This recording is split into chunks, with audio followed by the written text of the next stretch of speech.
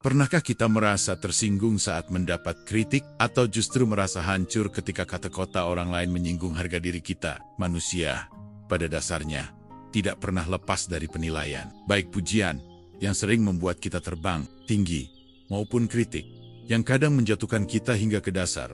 Tapi, apakah kritik itu sesuatu yang harus dihindari, atau justru ada nilai yang bisa kita ambil darinya? Disinilah Stoikisme memberi sudut pandang yang berbeda. Filosofi kuno ini mengajarkan kita untuk membedakan antara hal yang bisa kita kendalikan, dan hal yang berada di luar kuasa kita. Kata-kata orang lain, termasuk kritik, jelas berada di luar kendali kita. Namun, bagaimana kita merespons, bagaimana kita memaknai kritik itu, sepenuhnya ada di tangan kita. Stoikisme tidak mengajarkan kita untuk menutup telinga, juga bukan untuk melawan balik setiap komentar. Sebaliknya, ia mengajarkan sikap tenang, jernih, dan bijak dalam menghadapi kritik. Ada momen di mana kritik bisa menjadi cermin untuk memperbaiki diri. Ada pula saat di mana kritik hanyalah bias dan emosi orang lain yang tidak perlu kita masukkan ke hati. Di channel Arah Mindset, kita percaya bahwa setiap pikiran bisa diarahkan, bukan untuk menolak kenyataan, tapi untuk menemukan ketenangan di dalam. Karena itulah, kami selalu mengingatkan, arahkan pikiranmu, temukan ketenanganmu. Hari ini, kita akan menggali lebih dalam, apakah kritik termasuk dalam ajaran Stoikisme, dan bagaimana seharusnya kita bersikap ketika kritik itu datang, baik dari orang lain, maupun dari dalam diri sendiri. Kritik adalah sesuatu yang hampir pasti hadir dalam kehidupan kita. Ia muncul dalam berbagai bentuk. Dari ucapan yang blak-blakan hingga sindiran halus, dari nasihat penuh niat baik, hingga komentar yang dilontarkan tanpa pertimbangan. Kita mendengarnya di rumah, di tempat kerja, di sekolah, bahkan di ruang digital yang kini menjadi bagian besar dari keseharian kita. Kritik datang dari orang tua, pasangan, sahabat, rekan kerja, atasan, bahkan dari orang asing yang sama sekali tidak mengenal. Siapa tidak jarang, kritik juga datang dari dalam diri sendiri, suara batin yang terus mengingatkan atau justru menghakimi setiap langkah yang kita ambil. Dan yang menarik adalah betapa kuatnya dampak kritik terhadap kondisi batin kita. Satu kalimat singkat yang terdengar seperti penilaian negatif bisa mengguncang perasaan, menurunkan kepercayaan diri, bahkan membuat seseorang kehilangan arah. Banyak dari kita pernah merasakan bagaimana hati yang tadinya tenang, tiba-tiba menjadi gelisah, hanya karena satu komentar yang tidak enak didengar. Ada orang yang setelah mendapat kritik, pikirannya tidak berhenti memutar ulang kata-kata itu. Seakan-akan kalimat tersebut membekas lebih lama daripada pujian yang pernah diterima. Kritik memang memiliki sifat yang unik. Ia bisa menjadi obat sekaligus racun, tergantung bagaimana kita menyikapinya. Ketika kritik datang dari orang yang tulus ingin membantu, dan kita bisa melihatnya dengan pikiran terbuka, kritik dapat menjadi cermin yang membantu kita memperbaiki diri. Tetapi ketika kritik datang dalam bentuk serangan personal, atau ketika ego kita menolak untuk menerima kenyataan, maka kritik itu berubah menjadi racun yang meracuni ketenangan batin. Mari kita jujur, sebagian besar dari kita lebih suka mendengar pujian daripada kritik. Pujian membuat kita merasa dihargai, merasa benar, merasa diterima. Kritik sebaliknya sering membuat kita merasa ditolak, merasa salah, atau bahkan merasa tidak berharga. Namun, apakah kritik itu sendiri yang salah? Atau cara kita memaknainya yang membuatnya terasa menyakitkan? Bayangkan, seorang anak kecil yang sedang belajar berjalan. Ia jatuh, lalu orang tuanya menegurnya dengan lembut, memberi arahan bagaimana cara melangkah lebih hati-hati. Itu sebenarnya adalah bentuk kritik. Dan anak itu belajar dari kritik tersebut, hingga akhirnya bisa berjalan dengan lebih baik. Tetapi, ketika kita dewasa, ego kita semakin besar, dan kritik yang sederhana pun bisa terasa seperti serangan terhadap harga diri. Di kehidupan modern, kritik hadir dengan cara yang jauh lebih intens. Media sosial, misalnya, telah membuka pintu selebar-lebarnya bagi siapa saja untuk mengomentari hidup orang lain. Dari pakaian yang kita kenakan, opini yang kita bagikan, hingga langkah yang kita ambil, semuanya terbuka untuk dihakimi. Kedai, kita menerima ratusan komentar positif, tetapi pikiran kita justru terpaku pada satu komentar negatif yang menusuk. Mengapa begitu? Karena kritik, sekecil apapun, menyentuh titik sensitif dalam diri kita, ego, harga diri, dan kebutuhan untuk merasa benar. Namun, kalau kita perhatikan lebih dalam, kritik sebenarnya adalah bagian alami dari interaksi manusia. Kita semua pernah menjadi pengkritik, Entah kita sadari atau tidak, kita menilai keputusan orang lain. Kita memberi masukan. Bahkan, terkadang kita mengomentari dengan nada sinis. Jika kita bisa menerima bahwa memberi kritik adalah sesuatu yang manusiawi, seharusnya kita juga bisa menerima bahwa menerima kritik adalah bagian dari kehidupan yang tak terhindarkan. Masalahnya bukan pada kritik itu sendiri, melainkan pada cara kita menyikapinya. Ada orang yang langsung tersulut amarah ketika dikritik, membalas dengan kata-kata yang lebih tajam. Ada pula yang memilih diam, tapi menyimpan luka dalam hati.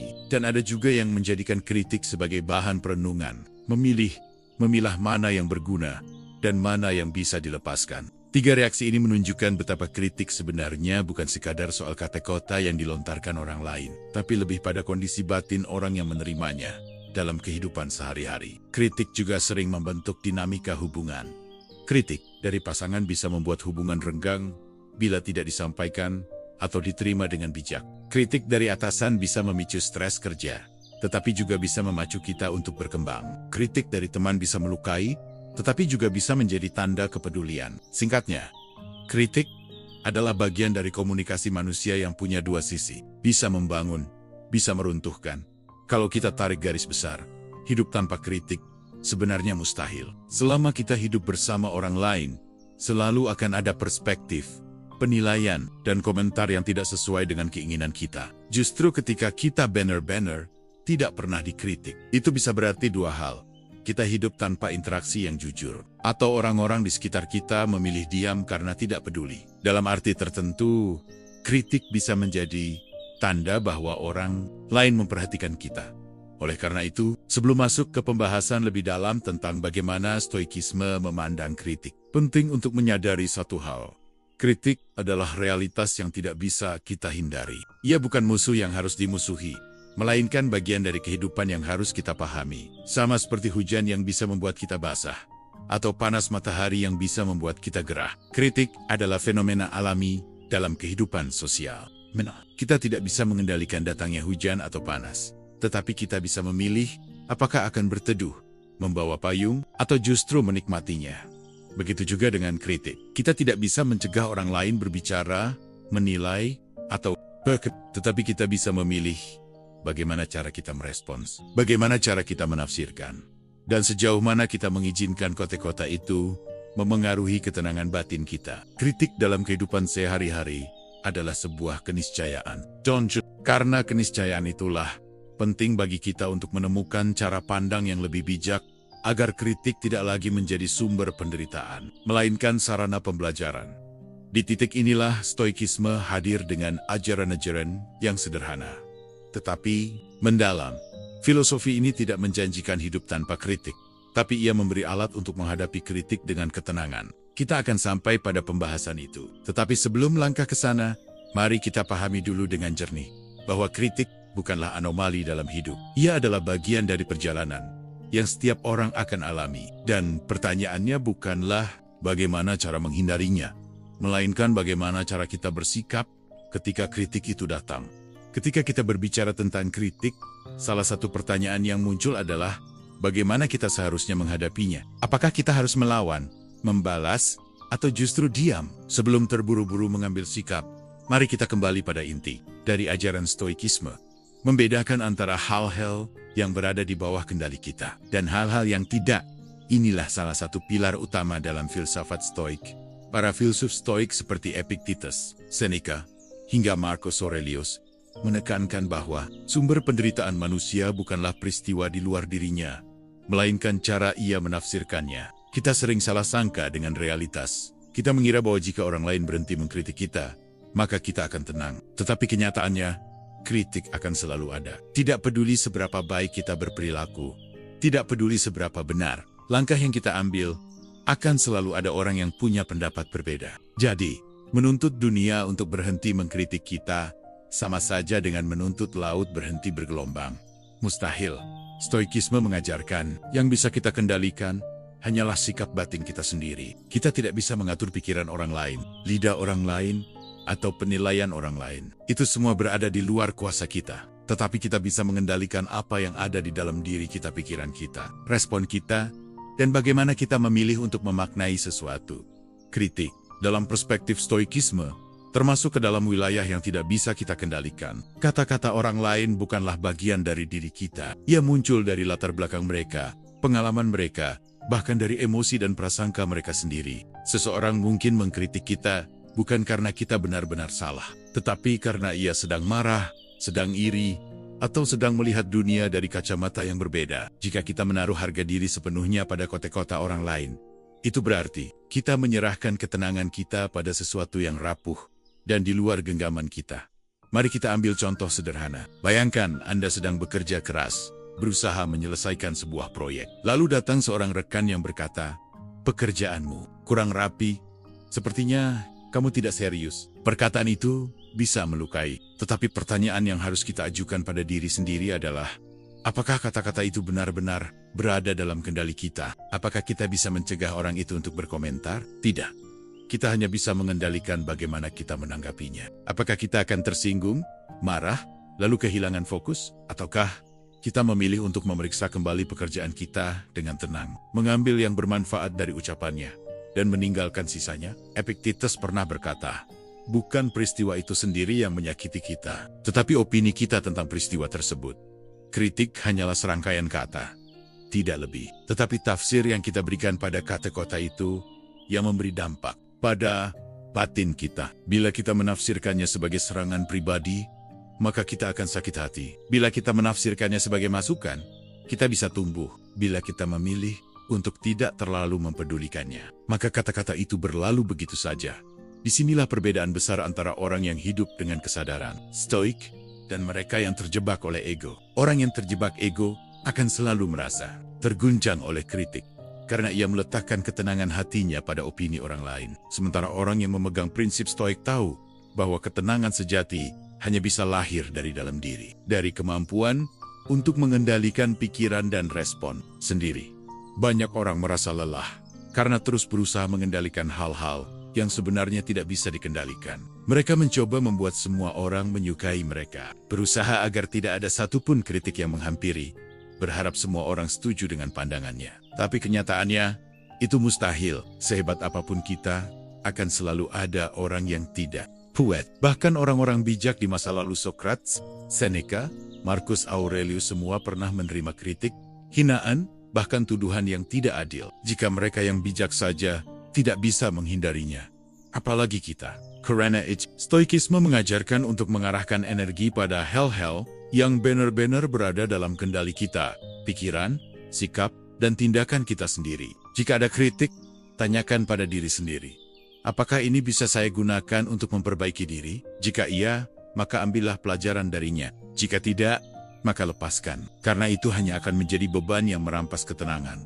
Marcus Aurelius, dalam catatan pribadinya, sering mengingatkan dirinya sendiri untuk tidak terpengaruh oleh penilaian orang. Ia menulis bahwa orang lain bebas berbicara, tetapi ia juga bebas memilih bagaimana menanggapi. Ini adalah inti dari kebebasan batin yang diajarkan Stoikisme. Kita tidak bisa mengendalikan dunia luar, tetapi kita bisa mengendalikan dunia dalam. Kritik hanyalah salah satu dari sekian banyak hal yang datang dari luar diri kita. Sama seperti pujian, keberuntungan, atau cobaan. Semuanya tidak bisa kita atur sepenuhnya.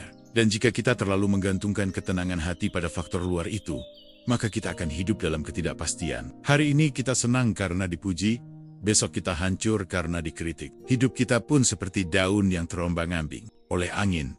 Tetapi bila kita kembali ke ajaran Stoikisme, kita akan menemukan kekuatan untuk menegakkan akar di dalam diri sendiri. Kita belajar membedakan dengan jelas mana yang bisa saya kendalikan, mana yang tidak. Dan ketika kritik datang, kita bisa berkata dalam hati, kata-kata ini bukan milikku. Itu milik orang yang mengatakannya. Yang menjadi milikku hanyalah responku. Dan respon itu adalah tanggung jawabku sepenuhnya. Dengan cara pandang ini, kritik tidak lagi menjadi beban yang mengganggu ketenangan. Ia berubah menjadi fenomena biasa.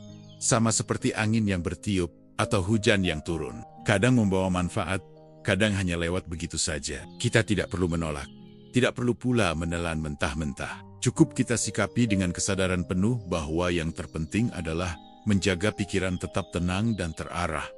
Karena pada akhirnya, hidup kita bukan tentang bagaimana orang lain berbicara tentang kita, melainkan bagaimana kita mengendalikan diri kita sendiri. Dan di titik itulah, Stoikisme menawarkan kebebasan sejati, kebebasan dari belenggu opini orang lain, kebebasan dari gejolak emosi yang tidak perlu, kebebasan untuk tetap tenang di tengah dunia yang penuh suara.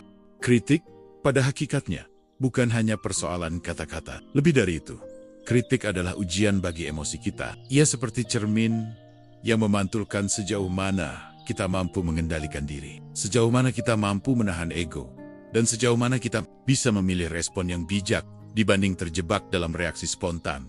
Seringkali, yang paling membuat kita terguncang bukan isi kritiknya, melainkan perasaan yang ditimbulkannya. Ketika seseorang mengkritik kita, hati seolah terbakar.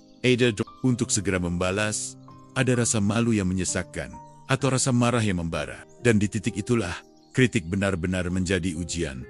Apakah kita dikuasai oleh emosi, atau kita yang menguasai emosi itu? Mari kita lihat realitas sehari-hari. Misalnya, Anda bekerja keras menyelesaikan sebuah tugas. Anda merasa sudah memberikan tetapi kemudian atasan berkata, hasilmu belum maksimal, banyak yang harus diperbaiki. Kata-kata itu bisa memicu dua kemungkinan. Pertama, Anda tersinggung dan merasa diremehkan, lalu membela diri. Kedua, Anda menahan diri, menerima komentar itu dengan lapang, dan berusaha melihat sisi positifnya. Pilihan pertama adalah reaksi emosi. Pilihan kedua adalah respon kesadaran.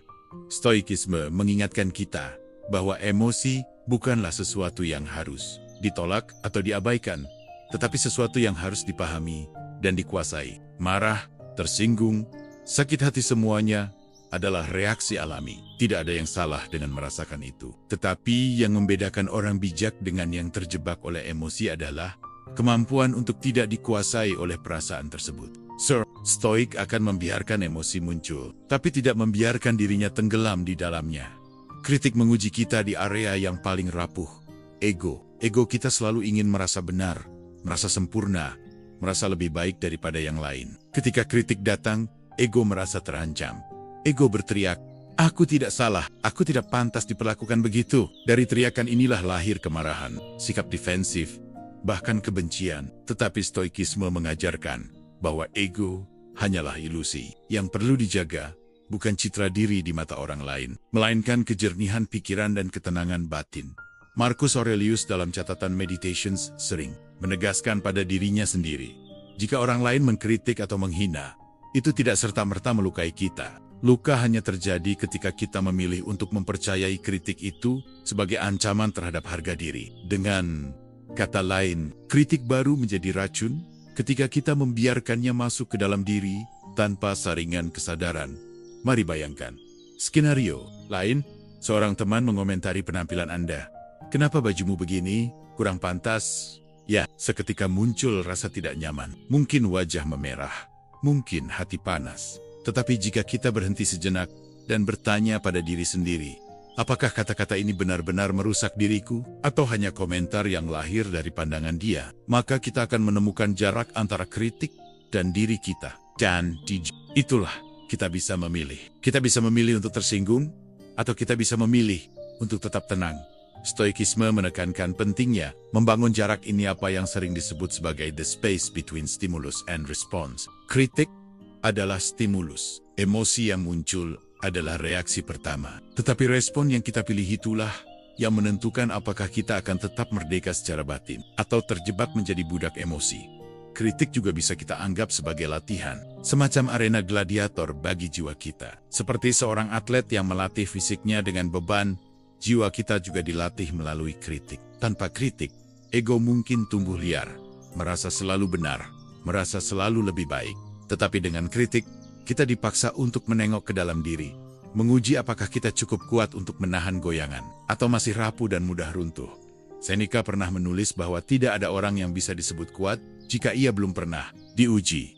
Dan kritik adalah salah satu ujian paling nyata dalam kehidupan sosial kita. Ia menguji apakah kita bisa tetap waras ketika dinilai orang lain, apakah kita bisa tetap adil kepada diri sendiri tanpa larut dalam kebencian. Apakah kita bisa melihat kritik sebagai bagian dari perjalanan, bukan sebagai serangan pribadi.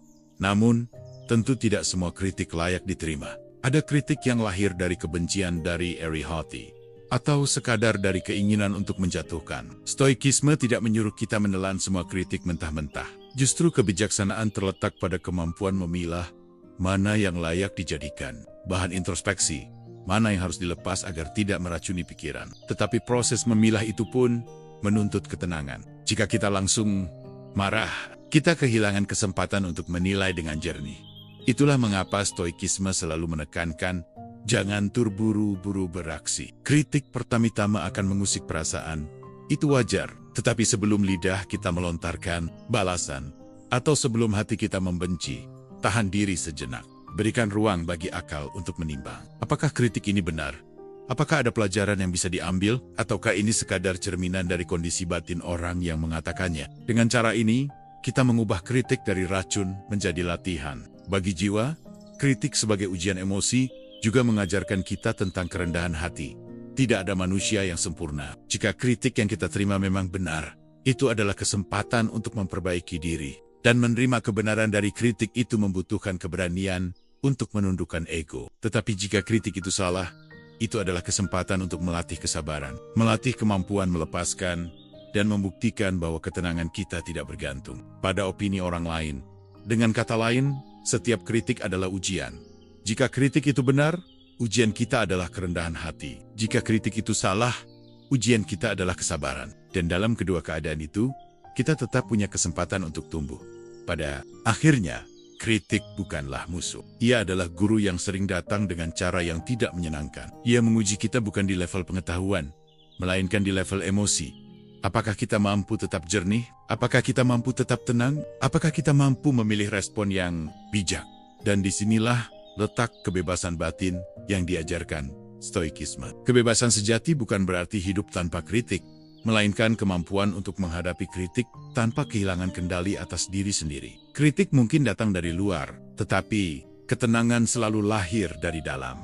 Kritik, betapapun menyakitkan atau tidak enaknya ia terdengar, sebenarnya bisa menjadi sebuah cermin. Cermin yang memantulkan sisi-sisi diri kita yang mungkin selama ini tidak kita lihat, atau mungkin sengaja kita abaikan. Seringkali, kita lebih suka melihat diri kita melalui pujian, karena pujian memberi rasa nyaman. Tetapi sesungguhnya, kritiklah yang lebih jujur dalam mengungkap bagian-bagian diri yang perlu kita perbaiki. Mari kita bayangkan, setiap hari kita bercermin untuk memastikan penampilan kita. Kita merapikan rambut, memperhatikan pakaian, melihat apakah ada noda di wajah. Tanpa cermin, kita mungkin tidak sadar ada sesuatu yang kurang beres dalam penampilan kita. Begitu pula dalam kehidupan batin. Kritik dari orang lain seringkali berperan sebagai cermin. Ia menunjukkan noda-noda kecil dalam sikap, perkataan, atau tindakan kita yang mungkin tidak kita sadari. Tetapi bedanya, cermin tidak pernah berbohong, sementara kritik kadang datang dengan bias. Inilah tantangan sebenarnya. Tidak semua kritik adalah refleksi akurat tentang siapa kita. Ada kritik yang benar-benar menunjukkan kelemahan nyata. Ada pula yang hanya memantulkan bias, emosi, atau persepsi orang lain. Dan disinilah dibutuhkan kebijaksanaan stoik, memilah dengan jernih, mengakui yang benar, dan melepaskan yang salah. Epictetus pernah mengingatkan murid-muridnya untuk tidak takut pada hinaan atau kritik. Karena, katanya, jika kritik itu benar, maka kita diberi kesempatan untuk memperbaiki diri. Tetapi jika kritik itu salah, maka jelas itu bukan milik kita dan tidak perlu kita masukkan ke hati. Inilah sikap stoik yang sederhana, tetapi dalam memandang kritik bukan sebagai serangan, melainkan sebagai informasi. Bayangkan seseorang berkata kepada Anda, "Kamu terlalu sering menunda pekerjaan." Jika kita jujur, mungkin ada benarnya. Dan jika memang ada benarnya, kritik itu menjadi cermin yang berguna. Ia menyingkap kelemahan yang bisa diperbaiki. Mungkin kita tidak menyukainya. Mungkin ego kita merasa sakit. Tetapi jika kita mampu menundukkan ego dan melihat esensinya, maka kritik itu berubah menjadi alat pertumbuhan. Sebaliknya, ada juga kritik yang tidak berdasar. Misalnya, seseorang menuduh Anda malas, padahal Anda justru rajin bekerja. Dalam kasus ini, kritik itu tidak memantulkan kebenaran. Tetapi sekalipun demikian, ia tetap bisa menjadi cermin, bukan cermin tentang kelemahan kita, melainkan cermin tentang dunia luar, tentang persepsi orang lain, dan tentang bagaimana orang sering menilai dengan cara yang terbatas. Bahkan kritik yang salah pun bisa menjadi pelajaran. pelajaran untuk bersabar, pelajaran untuk tidak meletakkan harga diri pada opini orang lain, pelajaran untuk tetap berjalan dengan keyakinan pada nilai yang kita pegang. Stoikisme mengajarkan kita untuk melakukan refleksi diri secara rutin. Marcus Aurelius misalnya, menulis catatan pribadi setiap hari, mengkritik dirinya sendiri, menilai tindakannya, dan mengingatkan dirinya untuk tidak terjebak oleh kelemahan manusiawi. Ia tidak menunggu orang lain mengkritiknya. Ia menjadi dirinya sendiri sebagai pengkritik yang jujur. Dengan cara itu, ia menggunakan kritik sebagai cermin, bukan hanya dari luar, tetapi juga dari dalam. Disinilah kita bisa belajar sesuatu yang penting. Kritik sejatinya bukan hanya sesuatu yang datang dari orang lain. Kritik sejati adalah kemampuan kita untuk mengkritik diri sendiri dengan jujur. Orang lain mungkin bisa melihat sebagian, tetapi hanya kita yang benar-benar tahu apa yang ada di dalam diri kita. Jika kita berani bercermin ke dalam, berani mengakui kesalahan, dan berani memperbaiki diri, maka kritik eksternal tidak lagi menjadi ancaman. Ia hanya menjadi pelengkap dari refleksi yang sudah kita lakukan. Namun, ada satu hal yang perlu diperhatikan. Jangan sampai kita menggunakan kritik, baik dari luar maupun dari dalam, sebagai alat untuk menyiksa diri. Kritik harus berfungsi sebagai cermin, bukan sebagai cambuk yang melukai terus-menerus. Jika kita terlalu keras pada diri sendiri, kita bisa terjebak dalam rasa bersalah dan rendah diri. Jika kita terlalu keras pada kritik orang lain, kita bisa terjebak dalam kemarahan dan kebencian. Kuncinya adalah keseimbangan. Cukup rendah hati untuk menerima kebenaran, cukup bijak untuk melepaskan yang salah, dan cukup tenang untuk tidak kehilangan kendali atas diri sendiri. Mari kita tarik analogi lain. Seorang pandai besi memerlukan cermin panas untuk membentuk logam. Setiap kali logam dipukul, ia menjadi lebih kuat dan lebih kokoh. Kritik bisa dianggap sebagai pukulan itu. Sakit? Ya. Tidak nyaman? Pasti. Tetapi dari rasa sakit itu, kita bisa tumbuh lebih tangguh. Namun, jika pukulan itu tidak tepat, jika terlalu keras atau tanpa arah, logam bisa retak. Sama seperti kritik. Jika kita tidak mampu memilah, kritik bisa melukai lebih dalam daripada membangun. Oleh karena itu, tugas kita bukanlah menghindari kritik, melainkan belajar menggunakan kritik sebagai alat refleksi. Pertama, tanyakan, apakah ada kebenaran dalam kritik ini? Jika ada, jadikan itu sebagai cermin untuk memperbaiki diri. Kedua, jika tidak ada kebenaran, lepaskan. Jangan biarkan kata-kata yang tidak berdasar mencuri ketenangan batin kita. Ketiga, selalu kembalikan kritik pada prinsip stoik. Hanya pikiran dan respon kita yang benar-benar berada di bawah kendali kita. Dengan cara ini, kritik berhenti menjadi sesuatu yang menakutkan. Ia justru menjadi sahabat perjalanan. Ia membantu kita mengenal diri lebih dalam. Ia menyingkap bagian-bagian diri yang tersembunyi. Ia mengingatkan kita bahwa kita bukan makhluk sempurna, tetapi selalu bisa menjadi lebih baik. Dan mungkin, justru melalui kritiklah kita bisa menemukan kedewasaan. Karena pujian membuat kita merasa nyaman, tetapi kritiklah yang membuat kita tumbuh. Cermin kadang menunjukkan noda yang tidak ingin kita lihat, tetapi hanya dengan melihatnya, kita bisa membersihkan diri. Kritik, dalam arti yang paling sederhana, adalah kesempatan untuk bercermin. Dan hanya orang yang berani bercerminlah yang benar-benar bisa mengenal dirinya sendiri. Dalam perjalanan hidup, kita tidak hanya menerima satu jenis kritik. Kritik datang dalam berbagai bentuk. Ada kritik yang murni dimaksudkan untuk membangun, memberi masukan, dan membantu kita tumbuh. Tetapi, ada juga kritik yang dilontarkan untuk menjatuhkan, melukai, atau sekadar melampiaskan emosi orang lain. Membedakan keduanya adalah keterampilan penting. Sebab jika kita salah menafsirkan, kita bisa kehilangan arah. Stoikisme tidak pernah mengajarkan kita untuk menolak kritik secara total, tapi juga tidak menganjurkan kita menelan semua kritik mentah-mentah. Justru, filsafat ini mengajak kita untuk menggunakan akal sehat logos sebagai penyaring. Kritik yang bermanfaat bisa kita jadikan bahan refleksi, sementara kritik yang merusak, kita lepaskan tanpa perlu membawa racunnya ke dalam hati. Mari kita mulai dengan kritik konstruktif. Kritik jenis ini biasanya lahir dari kepedulian. Ia mungkin terdengar keras, tetapi di balik kata-katanya ada niat untuk membantu. Misalnya, seorang rekan berkata, "Aku lihat presentasimu terlalu panjang. Coba dipadatkan agar audiens lebih mudah menangkap intinya." Kata-kata ini bisa membuat kita merasa kurang, tapi sejatinya itu adalah masukan yang, jika kita terapkan, akan membuat kita berkembang. Kritik konstruktif bersifat spesifik, jelas, dan berfokus pada perbaikan, bukan penghancuran. Sebaliknya, kritik merusak biasanya lahir dari emosi yang tidak sehat diri, amarah, kebencian, atau sekadar keinginan untuk merendahkan. Kalimat seperti, presentasimu membosankan, tidak ada gunanya, adalah contoh kritik yang merusak. Tidak ada niat untuk membantu, tidak ada arah perbaikan, hanya penilaian negatif yang menghantam tanpa dasar. Kritik semacam ini seringkali lebih mencerminkan kondisi batin si pengkritik daripada kondisi kita yang dikritik. Marcus Aurelius pernah menulis bahwa ketika seseorang berbuat salah kepada kita, itu biasanya karena ia tidak tahu yang lebih baik. Begitu pula dengan kritik merusak. Ia sering muncul karena orang lain tidak mampu mengendalikan emosinya, atau karena ia melihat dunia dari sudut pandang yang sempit. Jadi, daripada membiarkan kritik merusak itu melukai hati, lebih baik kita memahaminya sebagai cerminan dari keadaan orang yang mengatakannya. Namun, membedakan keduanya memang tidak selalu mudah. Kadang kritik konstruktif pun terdengar kasar, karena cara penyampaiannya kurang tepat. Kadang kritik merusak dibungkus dengan kata-kata manis, sehingga tampak seolah peduli. Disinilah kesadaran stoik diperlukan. Jangan hanya menilai dari nada, suara atau pilihan kata, tapi lihat substansinya. Tanyakan pada diri sendiri, apakah ada kebenaran yang bisa aku ambil dari ini?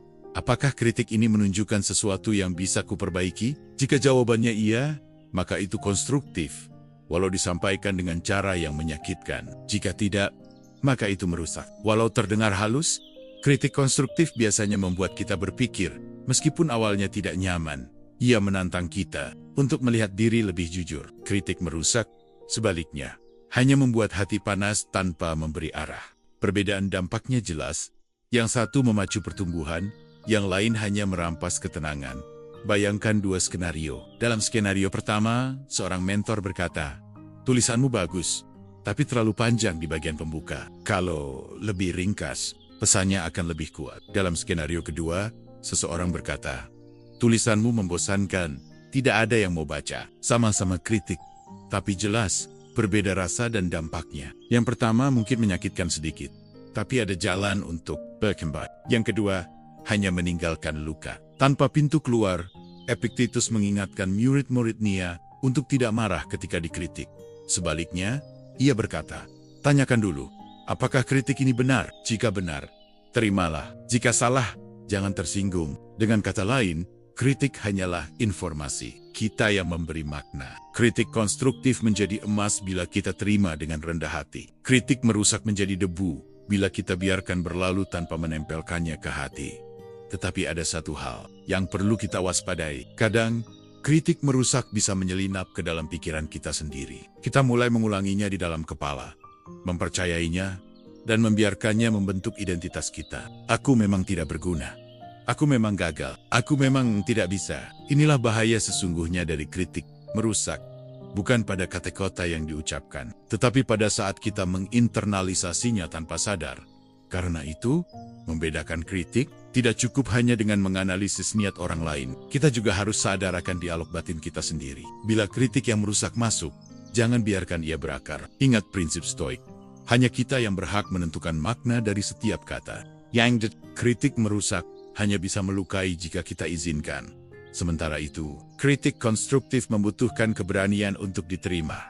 Tidak mudah mengakui kelemahan. Ego sering menolak, merasa diserang. Tetapi stoikisme mengajarkan kerendahan hati untuk belajar dari siapapun, bahkan dari orang yang mungkin tidak kita sukai. Marcus Aurelius bahkan menulis, ambillah kebenaran dari siapapun yang mengatakannya, meski ia bukan orang bijak. Artinya, jika kritik itu benar, tidak peduli siapa yang mengatakannya, itu tetap bernilai pada akarnya. Membedakan kritik yang konstruktif dan yang merusak adalah soal kejernihan. Kita tidak bisa mengontrol niat orang lain, tetapi kita bisa mengontrol filter kita sendiri. Kita bisa memilih untuk menyaring, memilah, dan mengambil hanya yang berguna. Selebihnya, kita biarkan berlalu seperti angin yang tidak perlu ditangkap.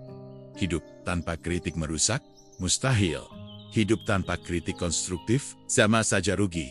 Karena kita kehilangan peluang untuk tumbuh. Maka tugas kita adalah menjaga keseimbangan.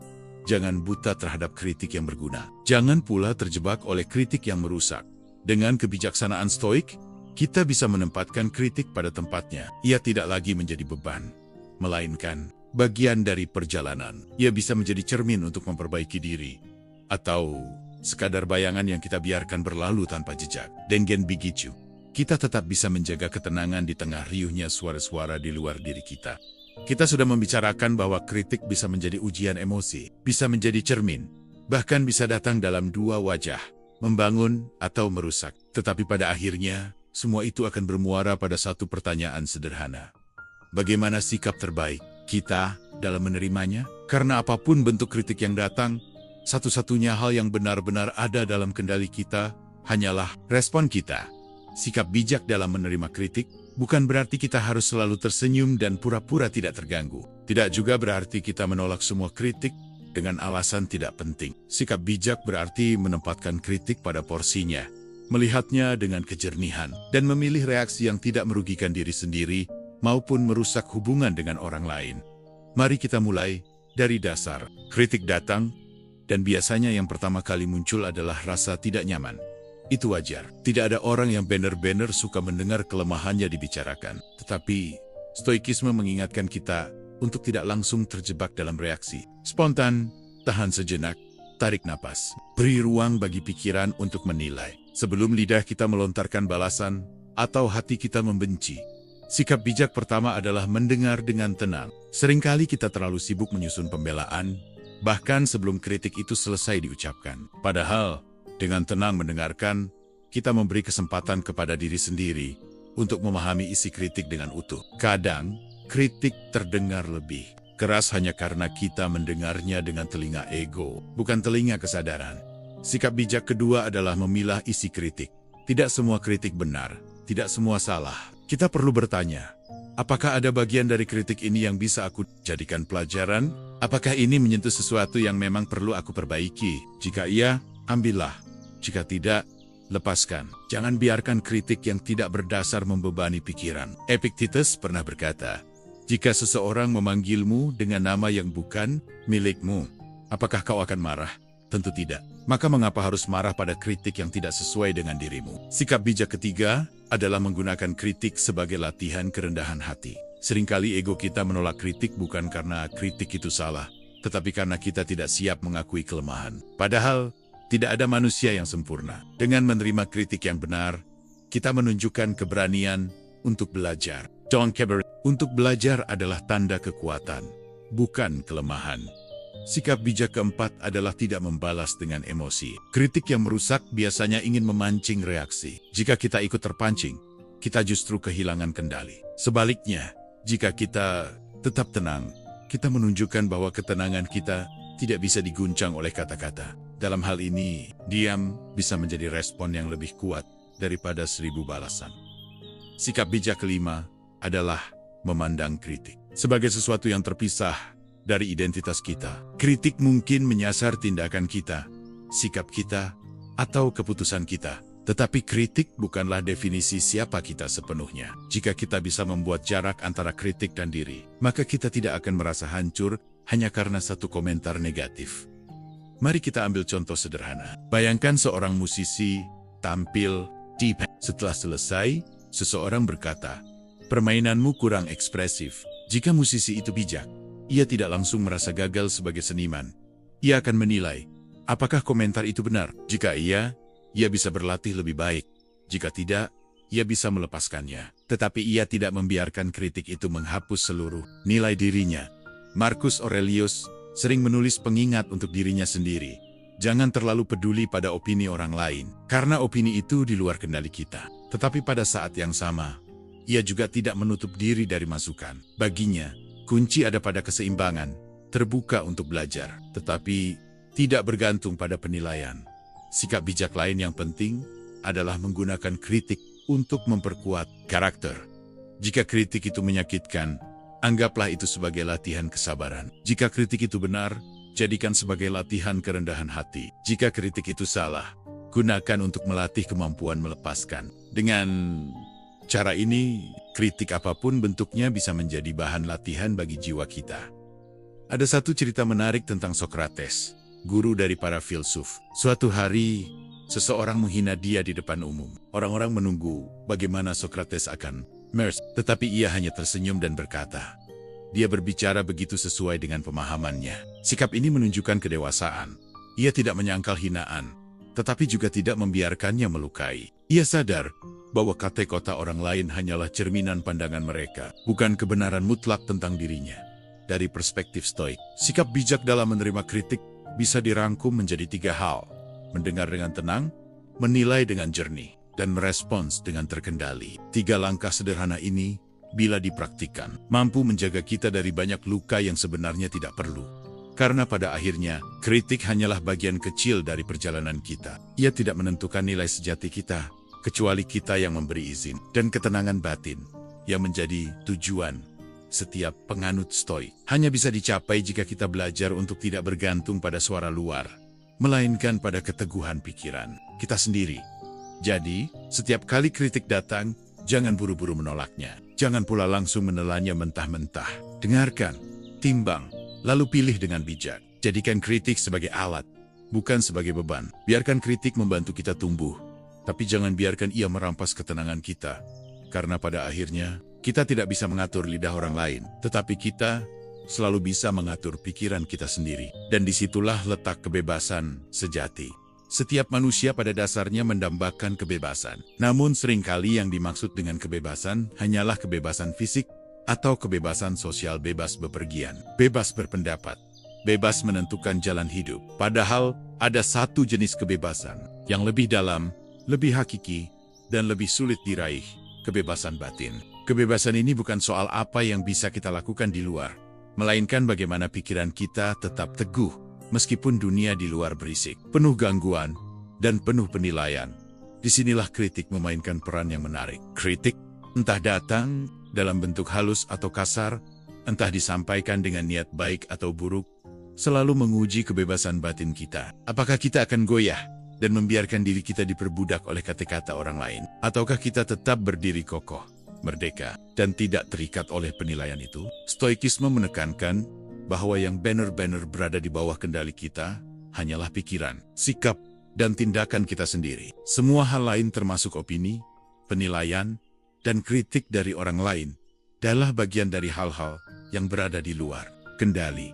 Jika kita menggantungkan kebahagiaan kita pada hal-hal yang tidak bisa kita kendalikan, maka kita akan selalu menjadi budak dari lingkungan. Tetapi jika kita menempatkan kebahagiaan kita pada hal yang ada dalam kuasa kita, maka kita akan mencapai kebebasan batin. Mari kita bayangkan situasi yang sederhana. Seseorang berkata, "Kamu ini tidak punya bakat, sebaiknya berhenti saja." Jika kita belum merdeka secara batin, kalimat itu bisa menusuk, membuat kita putus asa, bahkan berhenti melangkah. Tetapi jika kita sudah memiliki kebebasan batin, kita akan mampu berkata dalam hati, "Itu hanyalah opini dia. Apakah benar atau tidak, itu tidak menentukan pilihan hidupku." Dengan cara itu, kritik berhenti menjadi penjara, dan kita tetap bebas menentukan arah hidup sendiri.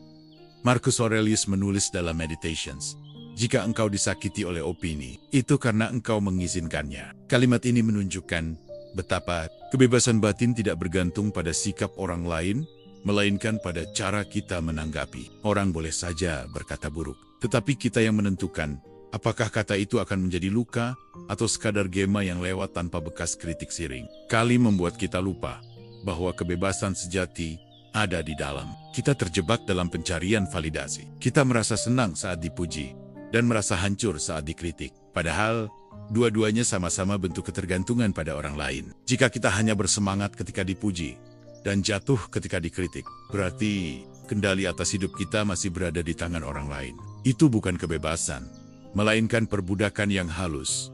Epictetus mengingatkan, jika engkau ingin merdeka, jangan berharap pada apa yang bukan milikmu. Kritik dan pujian adalah milik orang lain, bukan milik kita. Tetapi sikap terhadap kritik adalah milik kita sepenuhnya. Maka kebebasan batin adalah kemampuan untuk tetap tenang, meski ada suara yang menyanjung atau ada suara yang mencaci.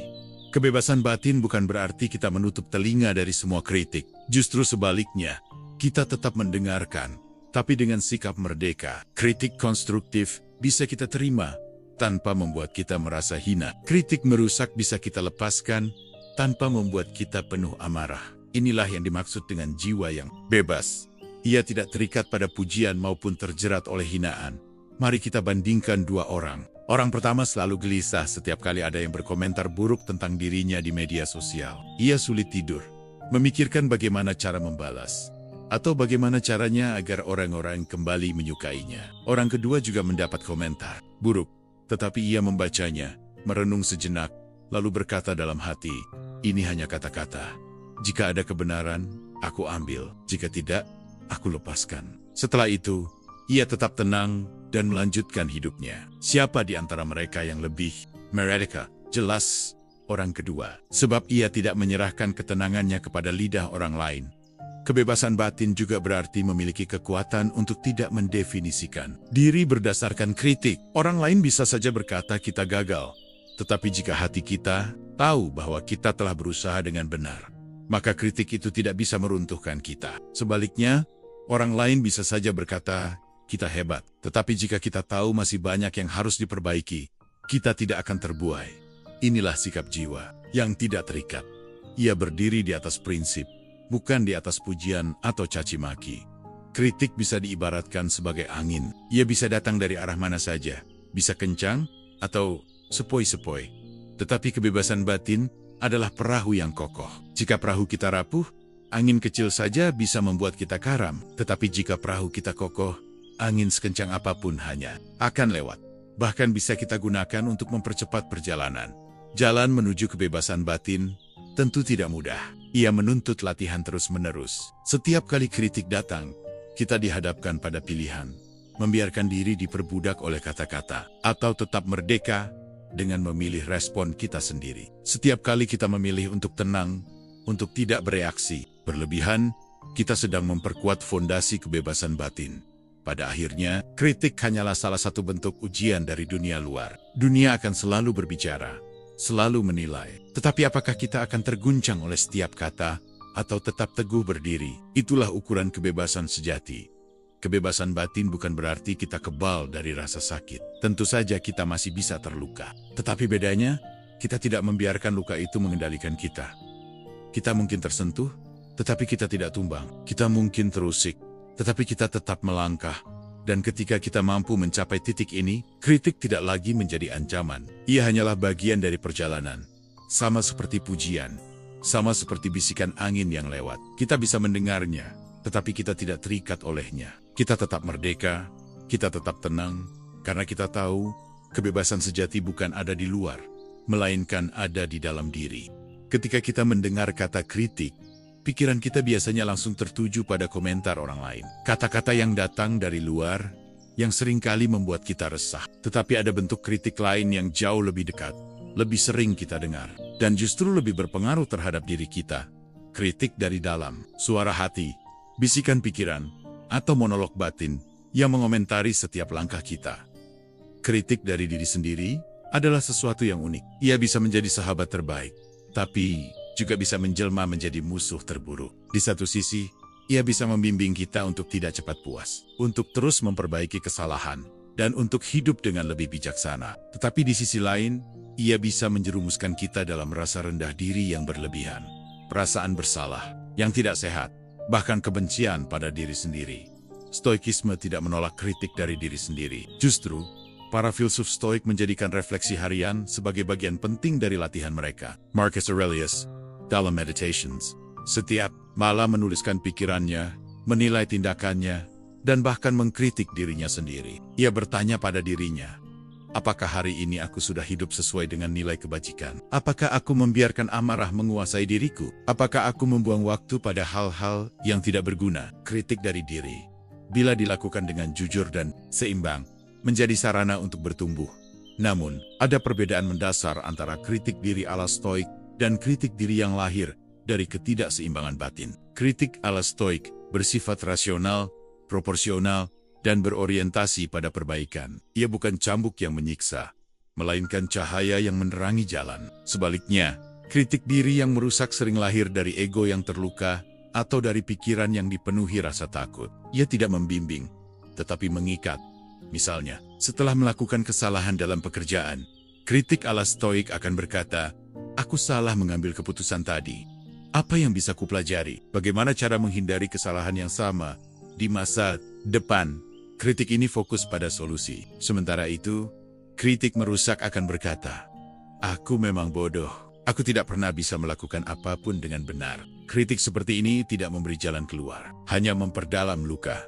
Epictetus pernah mengajarkan murid-muridnya untuk selalu memeriksa pikiran sendiri. Menurutnya, bukan kejadian yang merusak kita, melainkan cara kita menafsirkannya. Hal yang sama berlaku pada kritik dari diri. Bukan fakta bahwa kita melakukan kesalahan yang menghancurkan, tetapi tafsir kita yang terlalu keras pada diri sendiri. Jika tafsir itu penuh kebencian, kita akan hancur. Tetapi jika tafsir itu penuh kesadaran, kita akan berkembang. Kritik dari diri juga erat kaitannya dengan conscience, suara hati yang membedakan benar dan salah. Bagi orang Stoik, suara hati ini adalah bagian dari akal budi yang selaras dengan alam semesta. Maka mendengarkan kritik dari diri bukanlah untuk menjatuhkan diri, melainkan untuk mengingatkan kita agar kembali pada jalan kebajikan. Namun, kita juga harus waspada. Terkadang, kritik dari diri bisa berubah menjadi inner saboteur, suara yang terus-menerus meremehkan, mematahkan semangat, dan membuat kita merasa tidak layak. Suara ini biasanya lahir dari luka lama, dari rasa takut akan penolakan, atau dari kebiasaan membandingkan diri dengan orang lain. Jika kita tidak menyadarinya, kita bisa mengira suara itu adalah kebenaran. Padahal, ia hanyalah distorsi. Disinilah latihan Stoik membantu. Setiap kali kritik dari dalam muncul, kita bisa bertanya, apakah ini kritik yang membantu? Ataukah ini sekadar suara ego yang terluka? Apakah kata-kata ini mengajakku untuk tumbuh? Atau hanya ingin membuatku berhenti melangkah? Dengan pertanyaan sederhana ini, kita bisa membedakan antara kritik yang sehat dan kritik yang merusak. Marcus Aurelius menulis, jangan biarkan pikiranmu berbicara pada dirimu dengan cara yang tidak akan kau terima jika orang lain yang mengatakannya. Bayangkan ada teman yang setiap hari berkata, kamu gagal, kamu tidak berguna, kamu payah. Tentu kita tidak akan bertahan lama dalam hubungan seperti itu. Tetapi ironisnya, kita sering membiarkan pikiran sendiri berbicara demikian pada diri kita, tanpa perlawanan. Padahal, kita berhak menolak dialog batin yang tidak sehat.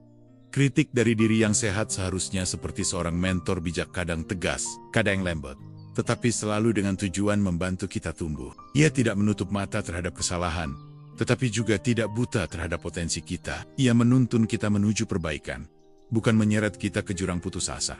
Lalu, bagaimana cara mengolah kritik dari diri agar tidak berubah menjadi beban? Pertama, dengan menuliskannya. Sama seperti Marcus Aurelius, menuliskan pikiran membuat kita bisa melihat kritik dengan lebih objektif. Pikiran yang hanya berputar di kepala seringkali terasa lebih menekan daripada ketika sudah tertuang di kertas. Kedua, dengan memberi jarak. Anggap kritik dari diri sebagai suara eksternal yang bisa kita nilai, bukan sebagai kebenaran mutlak. Ketiga, dengan bertanya, apakah kritik ini membawaku lebih dekat pada kebajikan atau justru menjauhkan? Kritik dari diri adalah bagian tak terpisahkan dari perjalanan menuju kebijaksanaan. Tanpa kritik diri, kita bisa jatuh dalam kesombongan. Tetapi tanpa kendali, kritik diri bisa berubah menjadi racun. Keseimbanganlah yang membuat kita tetap berada di jalur yang sehat. Pada akhirnya, kritik dari diri adalah kesempatan untuk berdialog dengan batin. Ia bisa menjadi cahaya yang menuntun atau bayangan yang menghantui. Dan disinilah kebijaksanaan Stoik memberi arah. Gunakan kritik diri sebagai alat untuk memperbaiki diri, bukan untuk membenci diri. Jika kritik dari luar adalah ujian kesabaran, maka kritik dari dalam adalah ujian kejujuran. Beranikah kita menilai diri sendiri tanpa tipu daya? Beranikah kita mengakui kesalahan tanpa kehilangan kasih pada diri? Jika kita bisa melakukannya, maka kritik dari diri akan menjadi salah satu sahabat terbaik dalam perjalanan menuju ketenangan batin. Ada satu sikap yang sering muncul ketika kita merasa lelah atau terlalu sering disakiti oleh komentar orang lain. Keinginan untuk menutup telinga sepenuhnya. Kita berkata pada diri, aku tidak peduli lagi dengan apa kata orang. Sekilas, sikap ini tampak seperti jalan menuju ketenangan. Kita membangun benteng, kita menutup pintu, dan kita menolak semua kritik yang datang. Namun, di balik rasa lega yang sementara, sikap ini menyimpan bahaya besar. Karena ketika kita menolak kritik sepenuhnya, kita juga menolak kesempatan untuk bertumbuh. Kita menolak cermin yang bisa menunjukkan kelemahan kita. Kita menolak masukan yang mungkin bisa memperbaiki jalan kita. Dan secara perlahan, kita bukan sedang melindungi diri, melainkan sedang memenjarakan diri. Stoikisme tidak pernah mengajarkan kita untuk menjadi tuli terhadap kritik. Justru sebaliknya, para filsuf Stoik terbiasa membuka diri pada masukan. Karena Mereka tahu bahwa manusia adalah makhluk yang penuh keterbatasan. Marcus Aurelius menulis di dalam catatannya, "Jika seseorang dapat menunjukkan padaku bahwa aku berpikir atau bertindak keliru, aku akan dengan senang hati memperbaikinya." Kalimat ini menunjukkan kerendahan hati seorang kaisar yang justru menjadikan kritik sebagai sahabat perjalanan, bukan musuh yang harus dihindari. Bahaya pertama dari menolak kritik sepenuhnya adalah kita terjebak dalam kesombongan. Tanpa disadari, kita mulai merasa bahwa kita selalu benar, bahwa kita tidak membutuhkan pandangan siapapun. Sikap seperti ini menutup pintu pembelajaran, dan ketika pintu pembelajaran tertutup, kita berhenti bertumbuh. Padahal hidup adalah proses yang selalu bergerak. Menolak kritik sama saja dengan menolak kesempatan untuk melihat diri dengan lebih jujur. Bahaya kedua adalah hilangnya perspektif luar. Kita mungkin merasa sudah cukup mengenal diri sendiri, tetapi terkadang orang lain bisa melihat apa yang luput dari penglihatan kita. Sama seperti seseorang yang sedang berdiri di depan cermin dengan noda di pipi.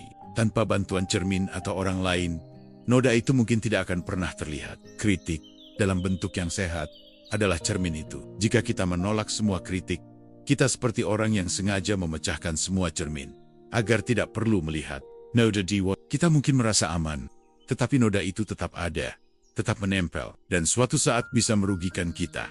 Bahaya ketiga adalah kita kehilangan kesempatan untuk melatih kebijaksanaan. Kritik, entah yang membangun atau yang merusak, selalu memberi kesempatan untuk berlatih. Kritik yang benar melatih kerendahan hati. Kritik yang salah melatih kesabaran dan kemampuan melepaskan. Jika kita menolak semua kritik, kita kehilangan kedua latihan itu. Jiwa kita tidak lagi ditempa, melainkan dibiarkan rapuh.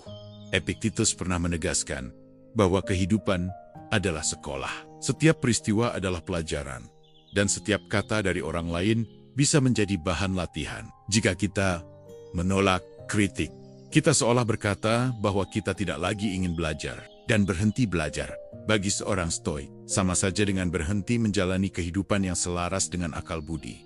Bahaya keempat adalah kita bisa hidup dalam ilusi. Ketika kita menolak kritik, kita hanya mendengar suara diri sendiri. Kita hanya hidup dalam gema pikiran kita. Lama-kelamaan, kita bisa kehilangan pijakan pada kenyataan. Kita mulai percaya bahwa dunia selalu berpihak, bahwa semua yang kita lakukan sudah tepat. Padahal kenyataan bisa sangat berbeda. Kritik, meskipun menyakitkan, seringkali menjadi pengingat bahwa dunia tidak selalu berjalan sesuai keinginan kita. Menolaknya sama saja dengan menolak kenyataan.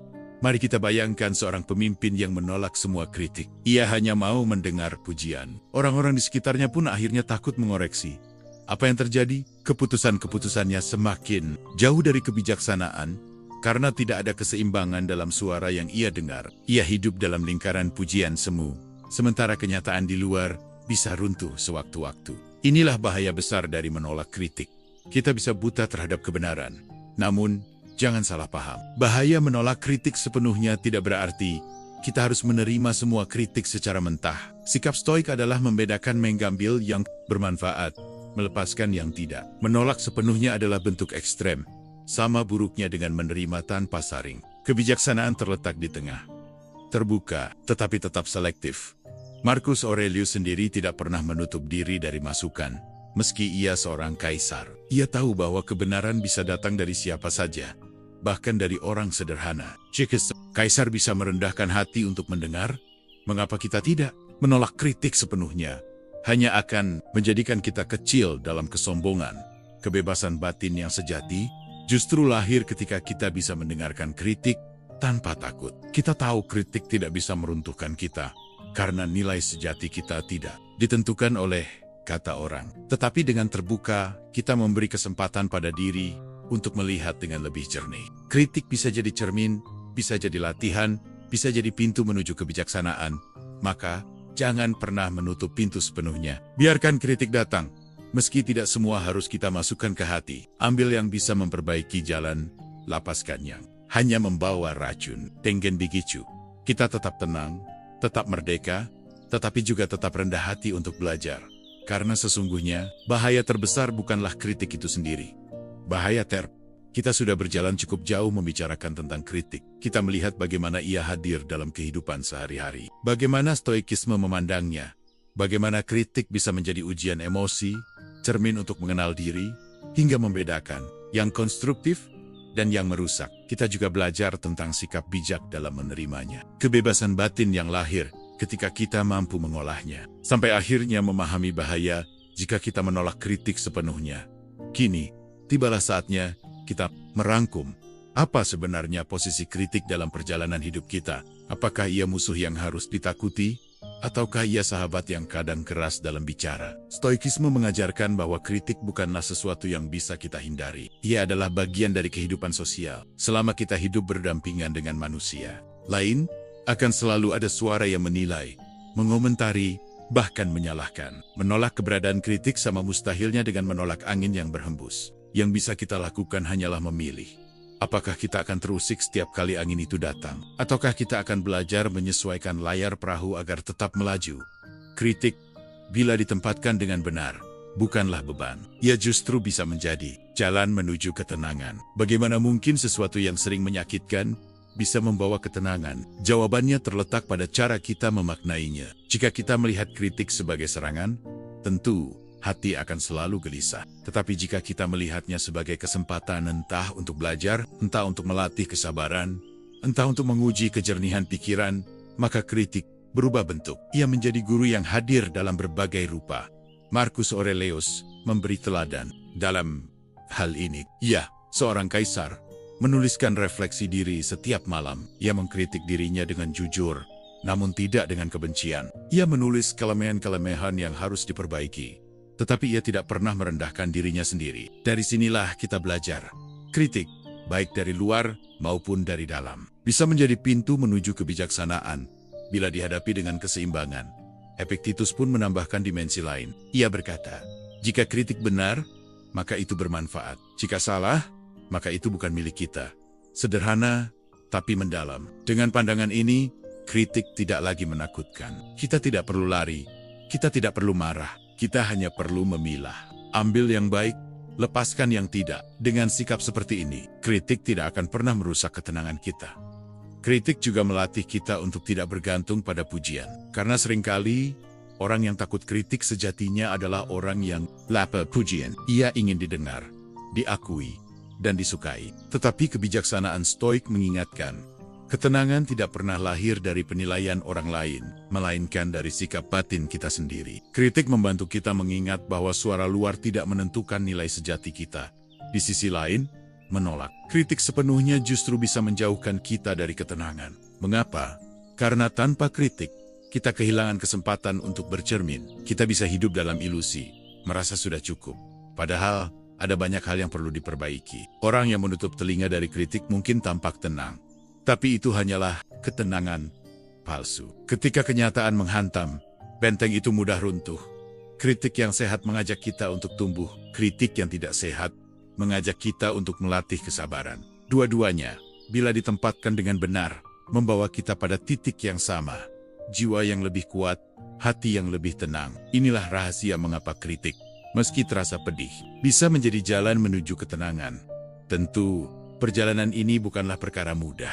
Tidak ada seorang pun yang langsung mampu menerima kritik dengan lapang dada. Bahkan para filsuf Stoik pun menulis pengingat untuk diri mereka sendiri. Karena mereka tahu, hati manusia mudah goyah. Tetapi latihan yang konsisten menahan reaksi, menimbang dengan jernih, mengambil yang berguna, dan melepaskan sisanya akan perlahan membentuk jiwa yang lebih kokoh. Dan pada akhirnya, ketika kritik datang, kita tidak lagi melihatnya sebagai ancaman. Kita melihatnya sebagai bagian dari kehidupan. Sama seperti hujan yang turun atau angin yang berhembus. Kita tidak bisa mengendalikannya, tapi kita bisa memilih bagaimana meresponsnya. Dalam pilihan itulah ketenangan ditemukan.